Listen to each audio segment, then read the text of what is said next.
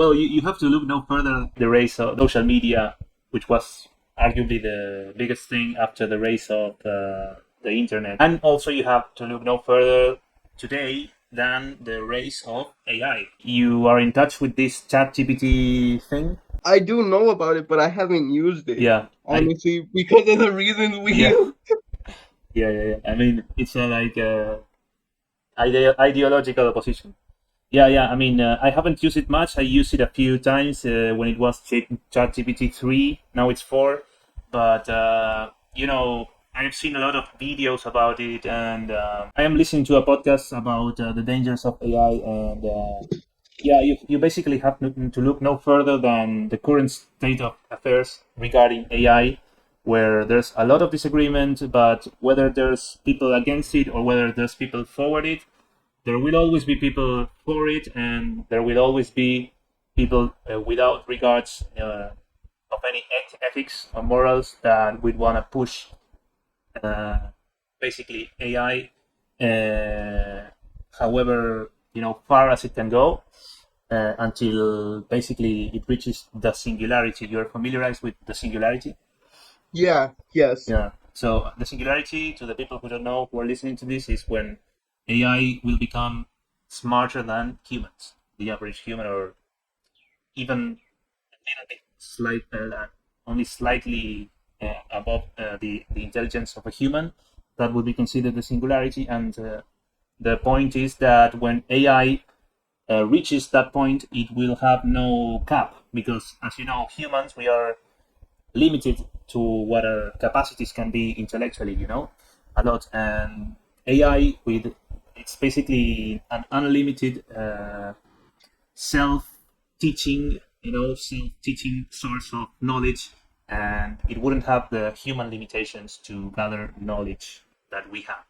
So you have to look no further than that to realize that it's probably the case that we are going way too far, way too soon, way too fast towards all of these sorts of progresses. Um, so, is there anything you want to comment on this? Well, yeah, and a lot of your viewers are probably gonna think I'm crazy, but hear me out. Given that, like you said, this way too quick progress is the case, probably, right? I do.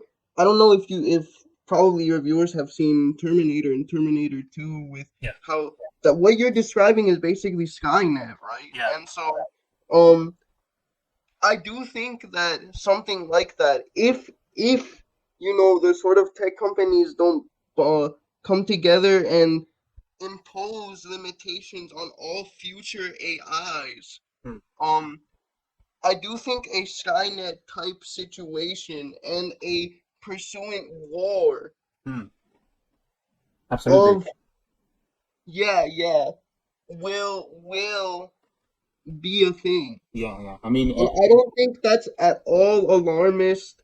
I don't think that's no, at all out of the possibility. I'm not sure if there would be like a direct biological versus technological opposition from the AI itself, or if it would be more like, let's say, nuclear weapon, where hmm, where um governments deploy it against other human governments. I'm not sure how it would pan out, but that something like that is coming, I think, is undeniable. yeah, I agree. I absolutely agree with that. I mean, and there seems to be like no way to stop that from coming. As maybe in the 1930s and 1940s, people around those times were seeing the atomic energy come to a point where it would be used as a weapon of war, and it finally did. And it's, even though it hasn't been used against humans since, I think, Nagasaki in Japan in 1945, and Hiroshima.